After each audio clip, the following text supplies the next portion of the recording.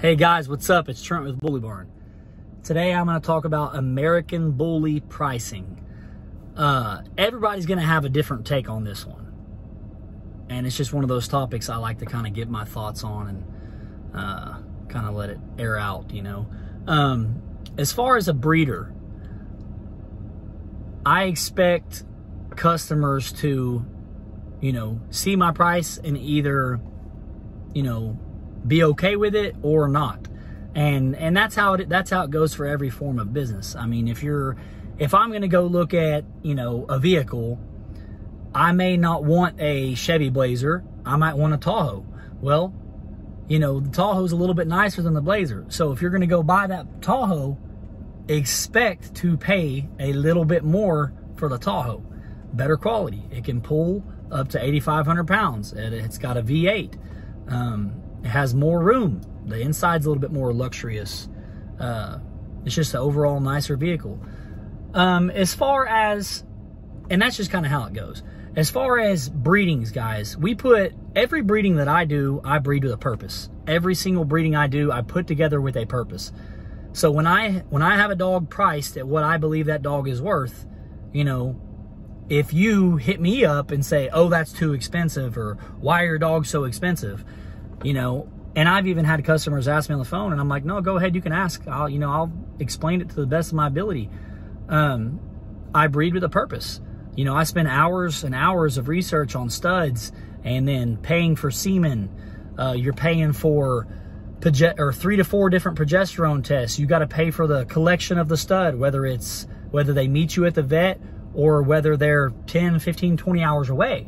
You've got to pay for that collection on that stud. Then you've also got to pay for the shipping, which is about $300 to ship semen, you know, express ship semen to you so you can have it in order to do your breeding. And then you've got to pay for the surgical AI. And a lot of times before you do an AI, if you have a really good vet, they're going to check your female's progesterone numbers again to make sure the numbers are perfect so you can get a very high chance at getting that female pregnant and getting as many eggs fertilized as possible. And then, you know, like I said, you're going to pay for semen. And then once that female is bred, you know, the doctor may give you certain medications and stuff while you're there at the vet. You never know what could be going on with your female. You may have to have antibiotics for, you know, 10 days or whatever after you do the AI. It just depends on what goes on. Because when you're breeding, there's tons of different things that goes on with your female and stuff. So, and then females may not take as well. That's another thing that's scary. You put all that money into that litter and the female may not take. And then you're going to be paying for when the puppies get there, before the puppies get there actually. You're going to pay for whelping materials. Every single time I breed and have a litter, I always get new carpets and new little turf pads that have a tray underneath them to easily clean out the whelping boxes with the poop and pee. And I spend quite a bit of money just on that alone on each litter, because a lot of people don't realize how many times you clean out. I clean out that whelping box once a day. Once a day I clean that thing out. And the older those puppies get, the more poop, the more pee. All the hours you spend taking care of those puppies and whelping an entire litter, that's no joke, y'all. That's a lot of time and effort put into that.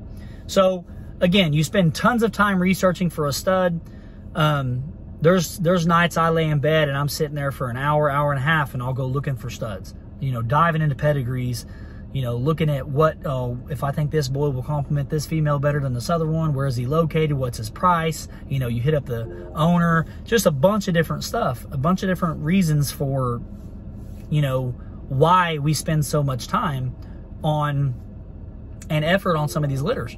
And then, like I said, then when you finally get your female, she's there, you're going to go in, you're going to have sometimes an emergency C-section, a planned C-section. A lot of times it's just, hey, my female's in labor, we're ready to go. So then it happens. So you got to pay for that. You got to pay for the aftercare of the puppies. It depends on which vet you go to, but ours is, I think, is if you have more than 6 puppies, it's, you know, extra care you got to pay for.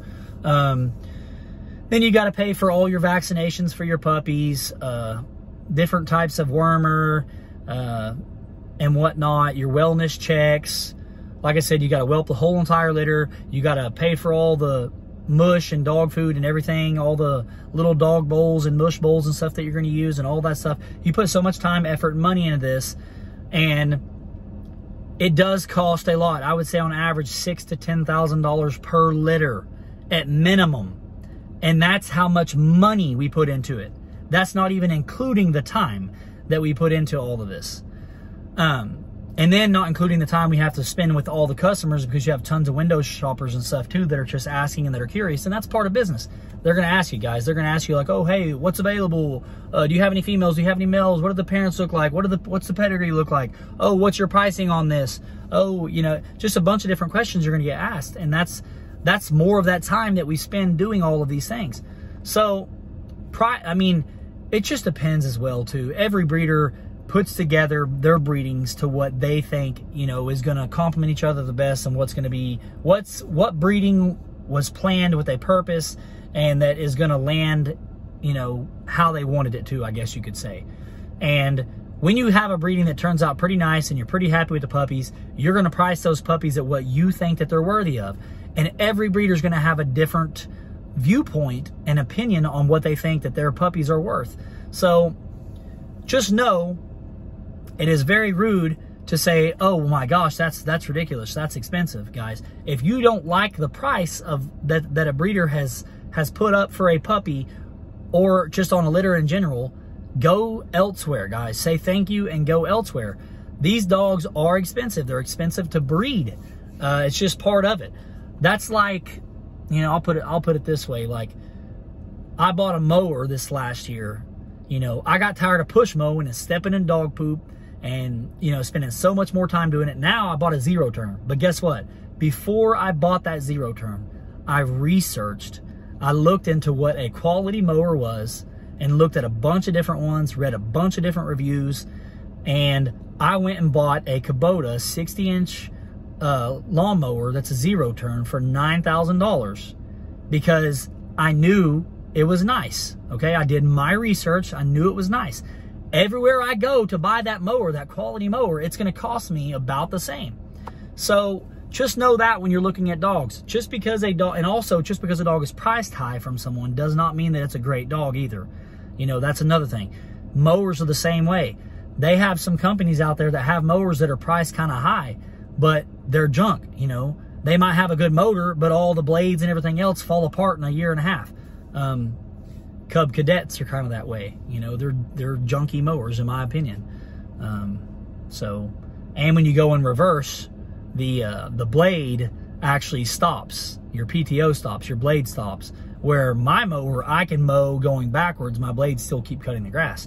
It's just simple things like that when you're going around trees and different stuff like that. But now, guess what? I have a nice mower and I ain't got to go step in the doo-doo, you know, okay? So that's part of it. And that's what's going to happen. A lot of times, 9 times out of 10, if you go buy a cheap puppy, you're going to be stepping in doo-doo. That's what it boils down to, guys. So don't be disrespectful to breeders over their pricing. We put a lot of time and effort and stuff into these breedings. And I don't really know what else there is to cover on that as far as pricing goes. But do a little bit of research and know what you're buying. You know, go look into somebody. If you see a dog, do a little bit of research on the breed too. But if you see a dog and you're like, oh, I don't really like that about that dog. That dog's fronts look really bad. Or dang, his rear is like way up over his ears in all his pictures. Super high rear and stuff like that. Just a bunch of flaws. You know, don't buy from that breeder. And don't be upset when you buy a dog and he has that same terrible flaw. Again, I have another video about this. All dogs are going to have flaws. You're not going to buy a perfect dog, guys. That's just plain and simple. That's how it goes. But that's just like me. I didn't buy a perfect mower either, you know, but I bought a really nice quality mower. There's nicer mowers out there, but I bought a nice quality one. And I think that's what everybody wants to do with these dogs as well. You want to buy a nice quality pup. There's mowers out there that cost, there's diesel mowers out there that'll last a lot longer than my mower, but they cost $30,000, and I'm not paying $30,000 for a diesel mower. I'll just buy another one for $9K in, you know, 4 or 5 years from now, whatever. So anyway, I mean, basically, don't be upset because a breeder has a certain breeding that he did set at a certain price. You, as a buyer, probably don't understand what all the breeder went through to produce that litter and take care of that litter. So, and you really never know until you go through it yourself. But we spend a lot of money breeding, guys. Just respect the breeders. That's my big thing on this whole entire situation. I'm not going to judge another breeder's price. you know, that's totally on them. I know what I put into these breedings, and I know what kind of effort and time and passion and love that I have for this breed and that I put into it, and that's what matters for me. So for everybody asking about bully pricing and why they're expensive, they are pricey because they are nice, they are quality, they come from a good bloodline, and they come from a purpose. Every breeding is done with a purpose, guys. So that's the take on this video. If you guys have any questions about this, hit me up. I know somebody's gonna ask about color real quick before I get off here. Some breeders do breed for color, just specifically for color. I'm not gonna say that a nice, pretty colored up dog, I guess you could say chocolate. A chocolate dog is probably gonna cost you more because it's, you know, there's not a lot of dogs out there that are chocolate, like a chocolate piebald. That's gonna cost you a lot more money. In some breeders' eyes. And I get that. I understand that because they're pretty dogs. So if you are buying for color and you're just wanting a dog that's decent quality, there's plenty of breeders out there that breed nice, beautiful dogs that are colored up that you can buy. But again, you're gonna pay for what that breeder put together to make that color. You're gonna pay for that. And I'm not saying that color's all that matters, guys. I'm not saying that, no, not even a little bit. What I'm trying to say is some breeders put together quality dogs that do have color, and those quality dogs that have color are going to cost you a little bit more, you know, than if that breeder were to put together a breeding that just had like solid colors that were nothing fancy. The whole litter was basically all the same color, I guess you could say, like all blues, for instance. But anyway, that's just my take on this whole situation. And I've had a lot of people ask, you know, why is pricing so high? Or I see a lot of people complaining on Facebook and stuff like that. It just is what it is, guys. A lot of breeders put so much time and effort into all of this stuff to give these dogs away. And that's all it boils down to. Anyway, you guys have a good one. Any questions, any topics you guys want to talk about, put in the comments below. Don't forget to like, share the video if you want, subscribe if you want. We have some more content coming your way, guys. Take it easy.